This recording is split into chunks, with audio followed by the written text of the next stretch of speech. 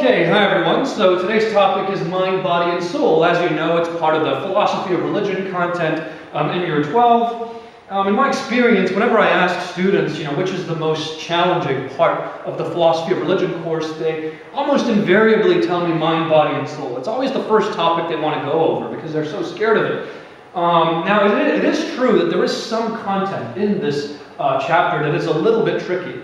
The good news, however, is that there's really only two theories and one possible question, really.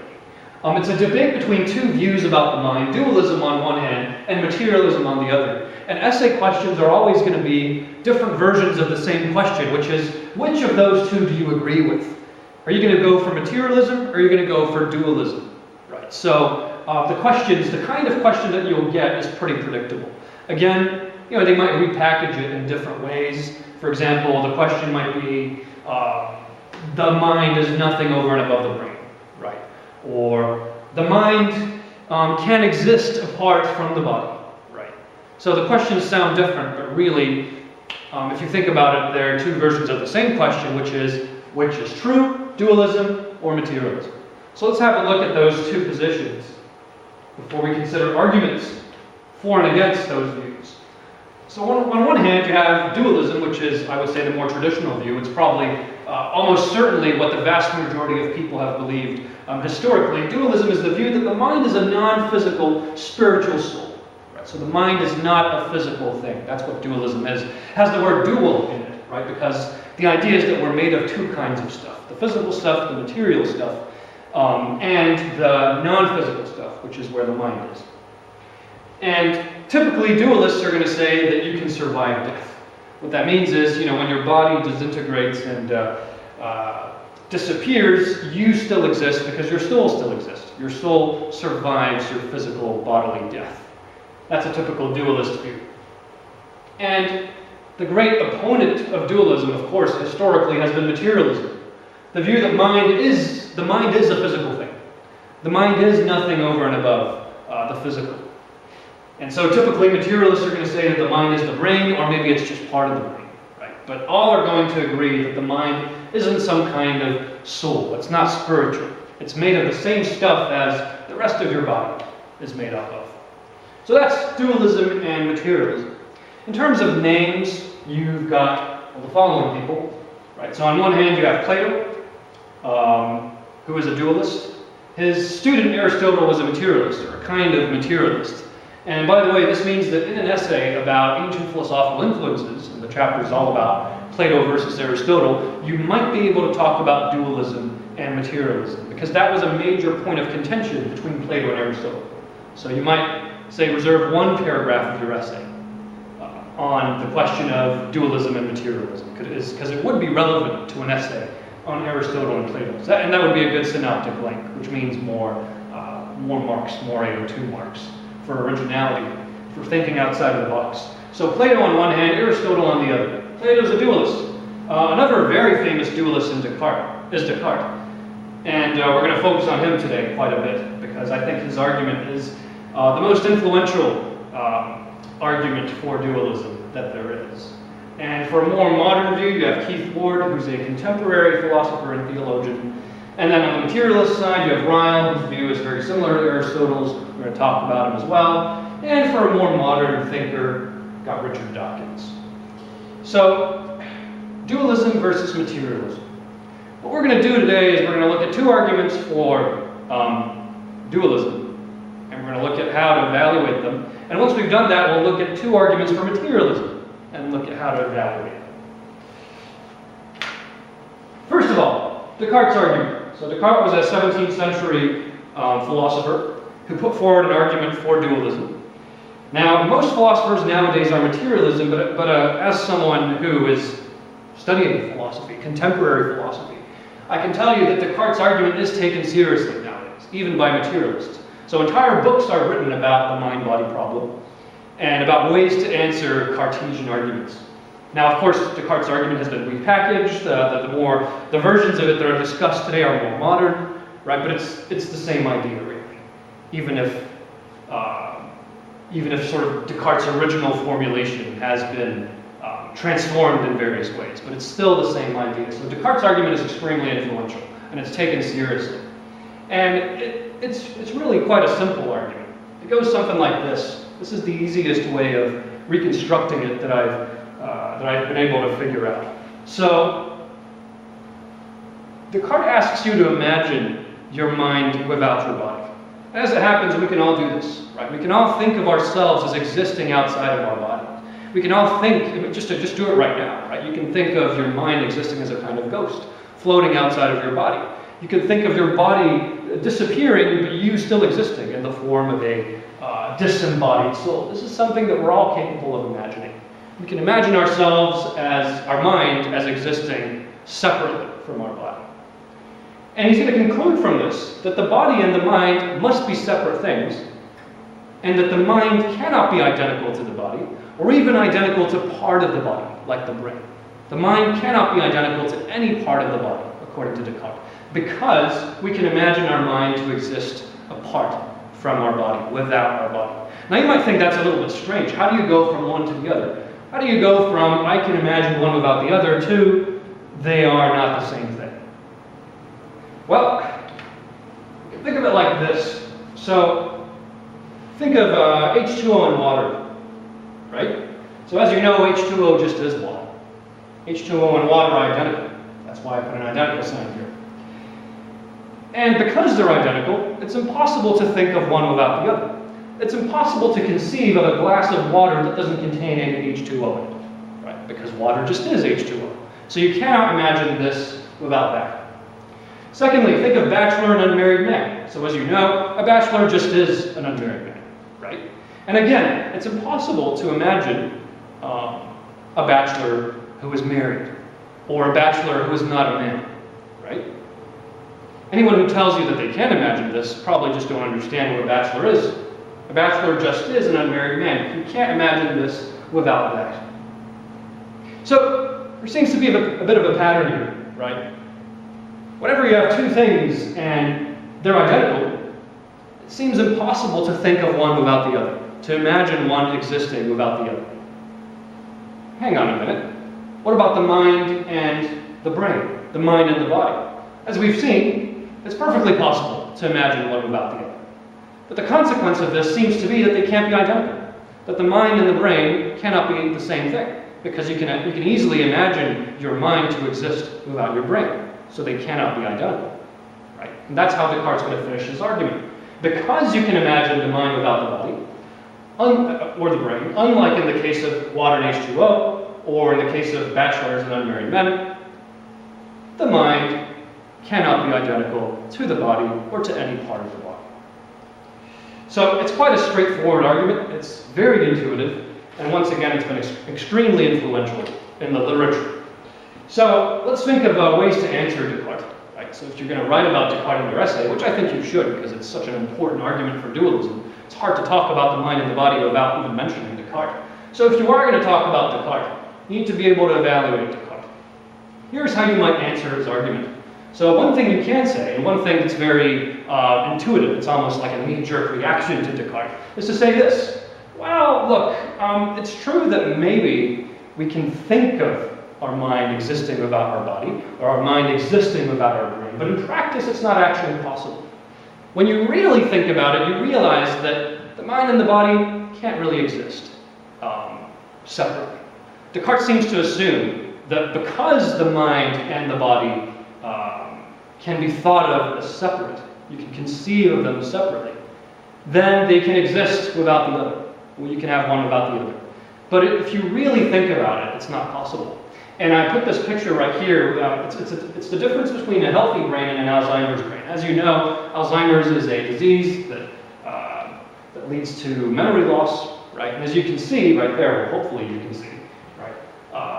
A healthy brain, the brain of a healthy patient looks perfectly fine, whereas with the Alzheimer's brain, it looks like a caterpillar has been eating into it. It's extremely reduced.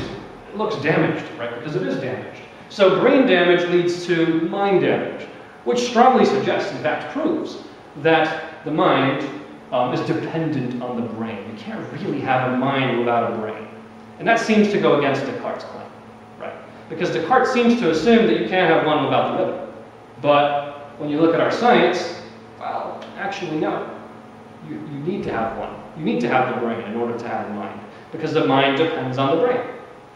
Now, I don't personally think this is a very strong objection. I think it really misunderstands the nature of Descartes' argument, although it is a very intuitive way of answering him. But the thing is, dualists have always known this, right? Descartes was very aware that the mind depends on the brain, that they were tightly linked to each other. But it really doesn't follow, or doesn't seem to follow from that the mind and the brain have to be the same thing. I mean, here's a counterexample. Think of a fetus and a pregnant mother, right? So clearly a fetus entirely depends on the pregnant mother, right? If the mother dies, the fetus will die too. And if the mother stops eating, the fetus will not be fed and the fetus will probably die. So the fetus is utterly dependent on the mother. But that doesn't mean that the fetus and the mother are the same thing. Clearly they aren't. They're different things.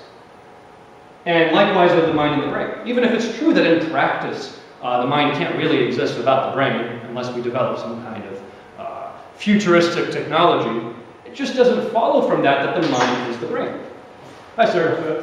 Don't worry, I'll be done soon. So I don't think that's a very good objection.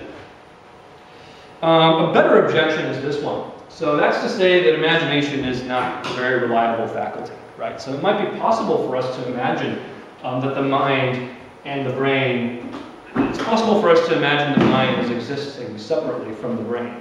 But it doesn't follow from that it's possible. Our imagination might be misleading. I think that's probably the strongest objection available to the materialist against the dualist. But you can answer this, if you want to defend Descartes, you can answer this as follows. You can say, well, sure, it's possible that our imagination is misleading us, that actually it's not really true that you can have a mind without a brain, and that the mind and the brain are distinct things. But you can say, at the very least, the fact that we can imagine one without the other makes it probable, right, that they're not the same thing. It makes it likely. It doesn't prove it, right, but it's okay. We don't need to prove it. All we need to show, in order to make a convincing case for dualism, is that the mind probably isn't the brain. You could say that's enough, and I think it's enough.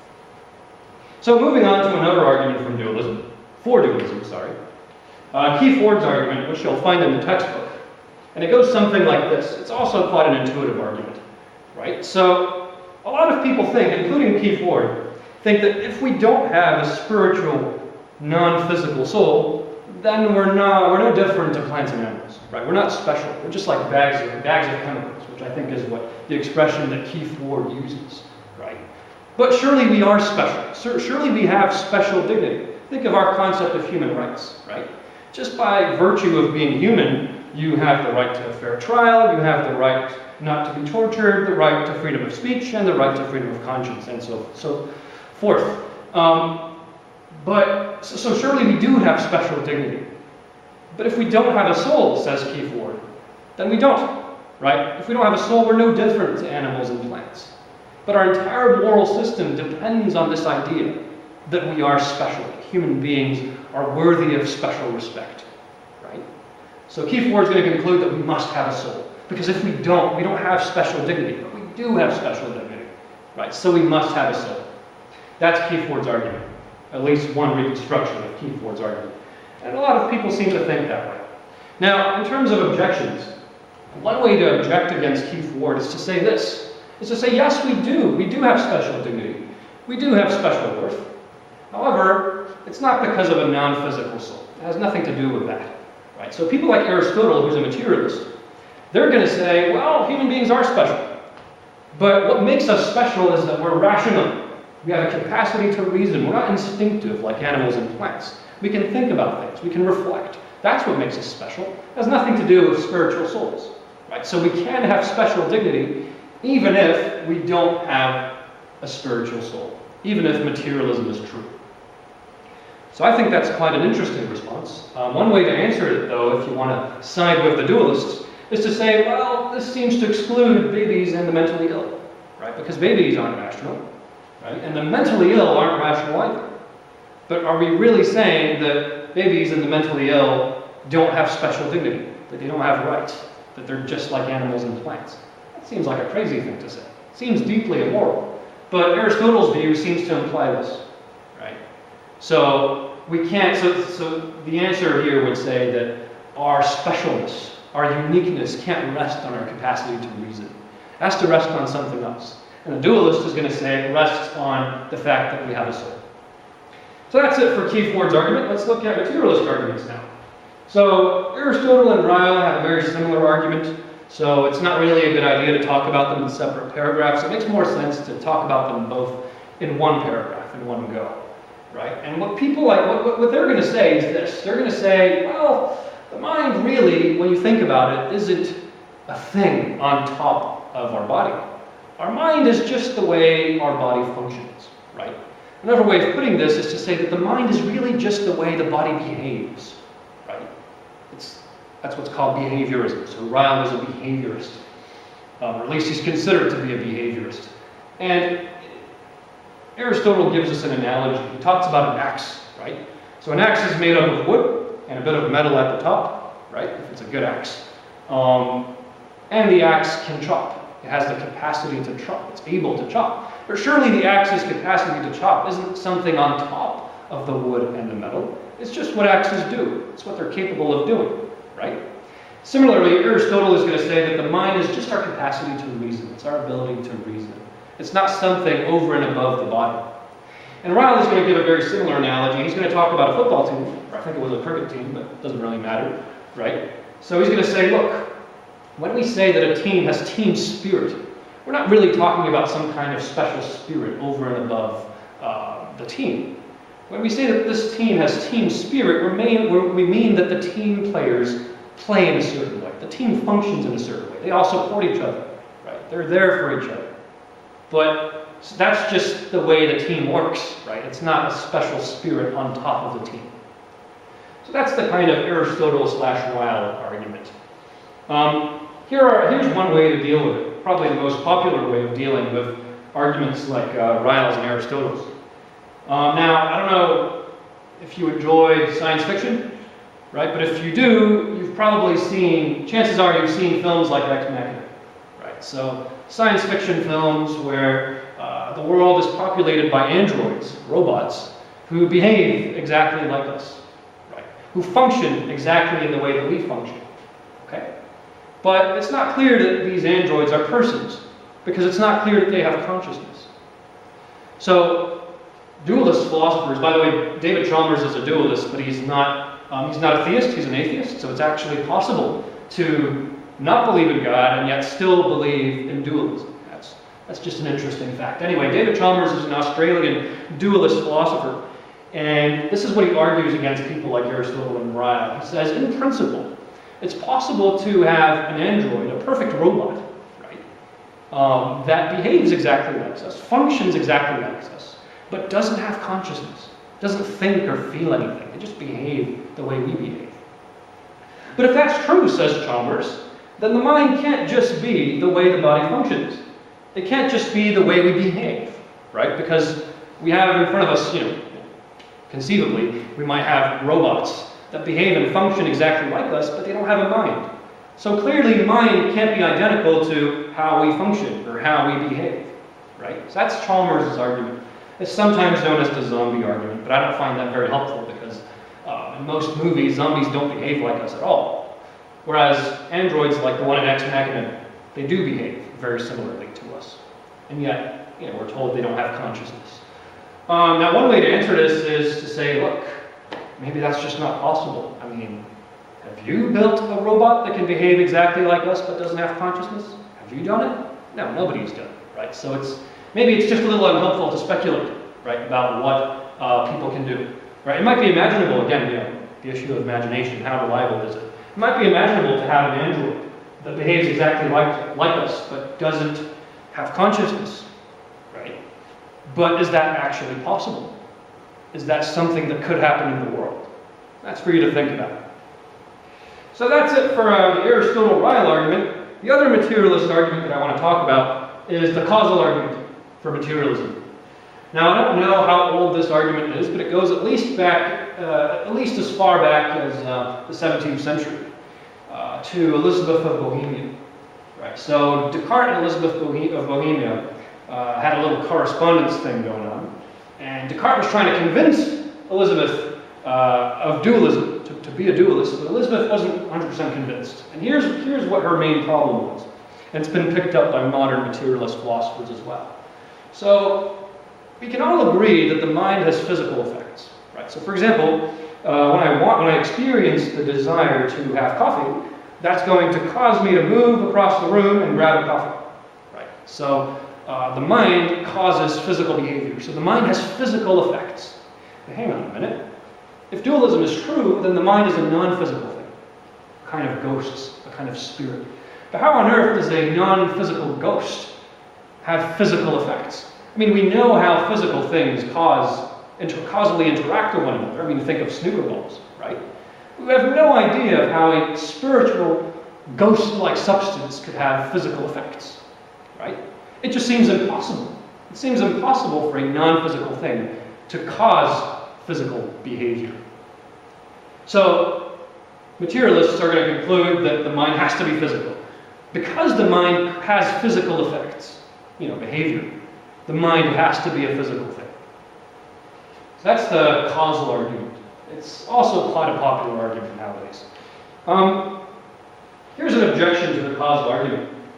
Someone might say, look, right, it's true that we don't really know how a non-physical substance could have physical effects, right? We don't know that. But that doesn't mean that it's impossible, right? Maybe we just don't know it yet. Maybe we don't understand how a non-physical substance could have physical effects. But we can't conclude from this that it's impossible. It's just a function of the limitation of our understanding.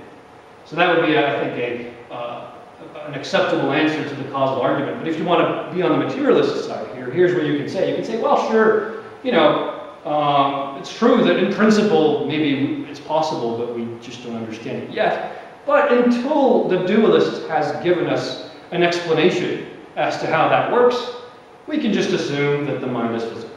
Right? The dualist owes us an explanation as to how a non-physical mind can cause physical behavior. But until the dualist has done so, we can just safely be materialists and assume that the mind is physical, because based on what we know, physical behavior or physical events generally are caused by other physical things. Right? So, we've looked at 4 arguments. 2 arguments for dualism, 2 arguments for materialism.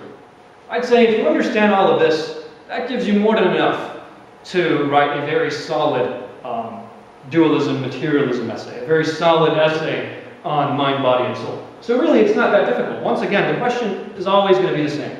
Is dualism true or is it materialism?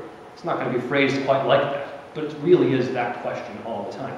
So once again, if you understand those 4 arguments, and you know how to evaluate them, both positively and negatively, nothing should go wrong. My advice to you is to pick 3 of them. Right? So you might pick, for example, 2 arguments for materialism and 1 argument for dualism, say. Right? Don't go up to 4 because that's a little too much. If you're running out of time, pick 2. That's acceptable. But 3 is what you should aim for, I think. And 1 paragraph per argument. So 1 paragraph on Descartes, say, 1 paragraph on Keith Ward, and 1 paragraph on the causal argument. And obviously in each paragraph, what you need to do is you need to have AO1 and AO2, right? And the AO1 is to explain the argument clearly in detail. What does the argument say? What is Descartes saying? In the AO2, you evaluate it. You say what you think of the argument. If you disagree with the argument, just throw an objection. Say, well, here's why it's wrong. If you do agree with the argument, the best thing to do is to throw an objection, but then answer the objection. And if you follow that scheme, mind, body, and soul should be a piece of cake. I hope that made sense. Thanks.